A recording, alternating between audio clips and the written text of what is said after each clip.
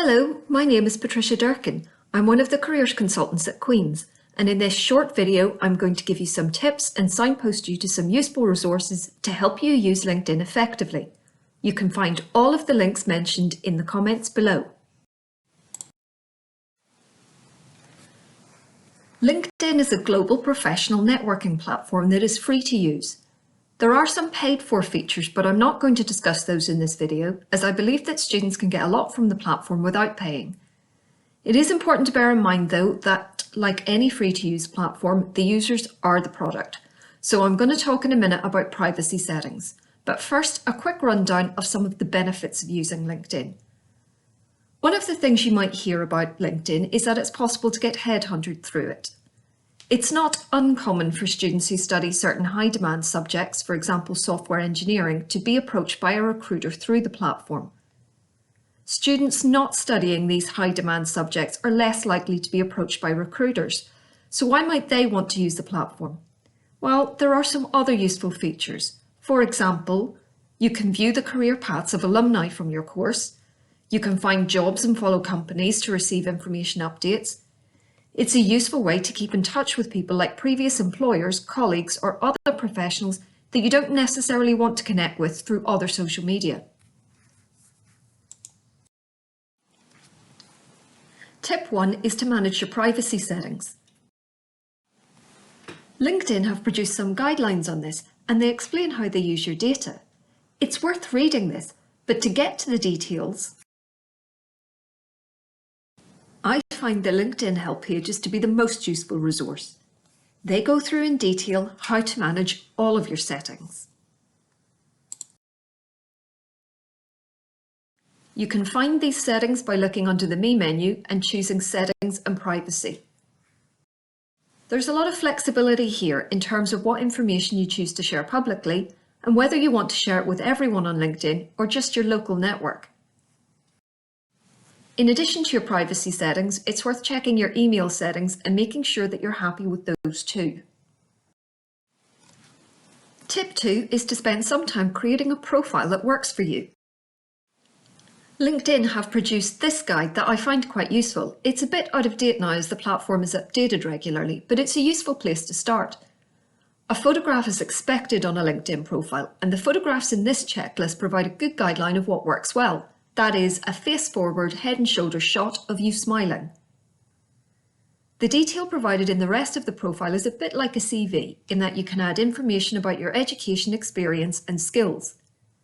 You have a bit more space to play with here than you would with a CV, but I would suggest avoiding long paragraphs of text, as most people will just skim read. I would also avoid filling it with buzzwords. I've seen student profiles in which they've clearly copied and pasted the summary section from another user's profile, because they think the wording is more professional. That kind of thing can really backfire on you. By all means, look at other people's profiles to get some inspiration, but it's important that the summary reflects you. Targetjobs have created some useful tips for students and graduates on networking generally, and on LinkedIn specifically.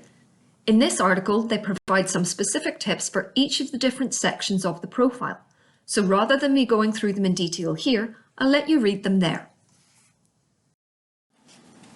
Tip 3 is to research career options using the Alumni tool. This is a tool that I wish more students knew about. It's a very useful way to find out about graduates from your course, what they're doing now, and how they got there. You start by searching for Queen's in the main search bar. This will take you to the LinkedIn page for the university. Along the left navigation bar, you'll find a link with the title Alumni. That link will take you to a tool with search and filtering options. Just to clarify, this tool allows you to search all of the people on LinkedIn who have mentioned in their profiles that they have or are attending Queen's. So it shows current students as well as alumni, and obviously it's only showing the proportion of Queen's alumni who have LinkedIn profiles.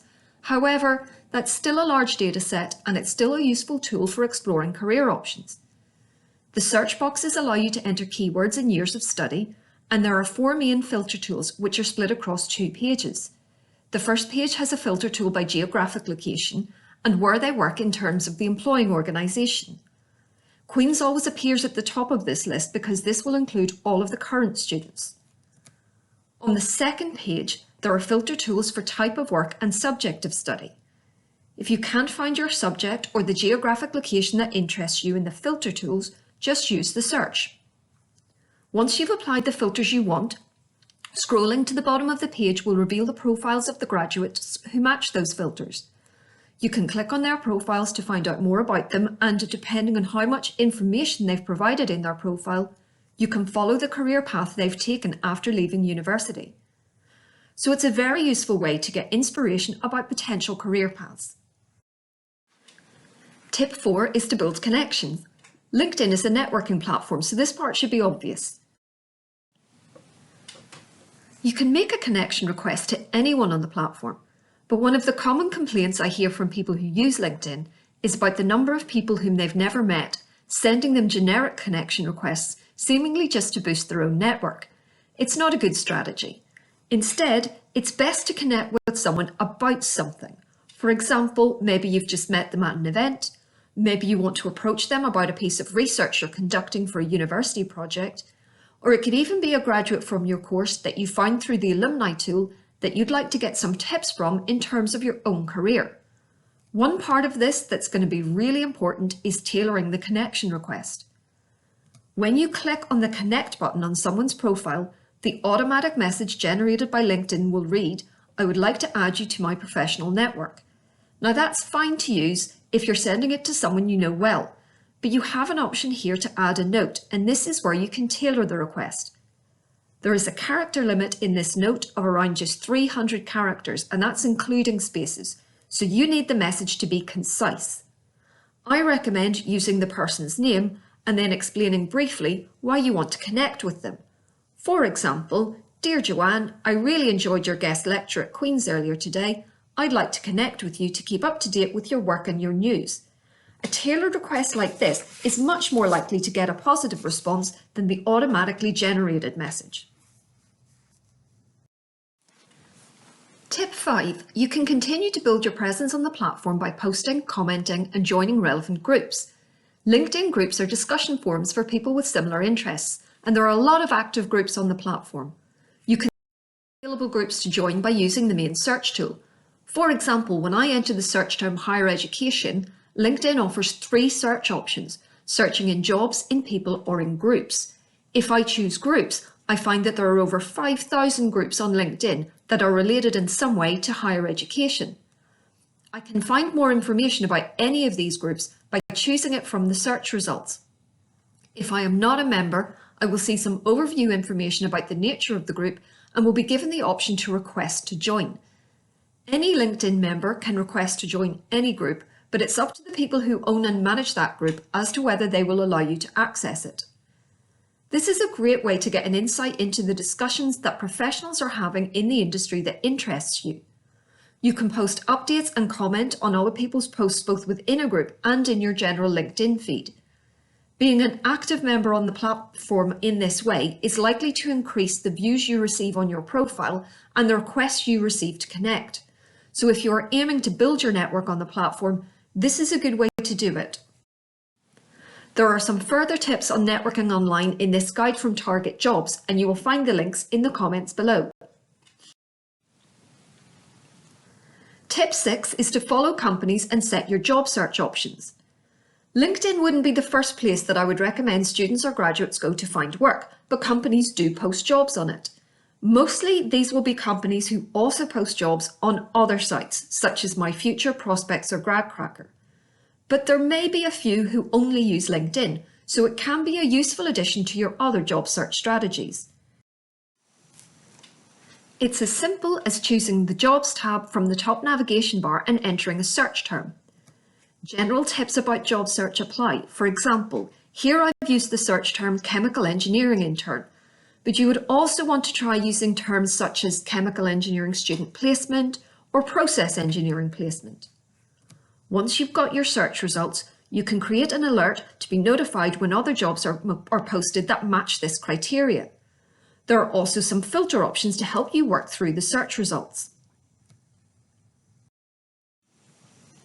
You can use the main search tool to also search for organisations. A lot of organisations have their own spaces on LinkedIn and they post news updates as well as jobs.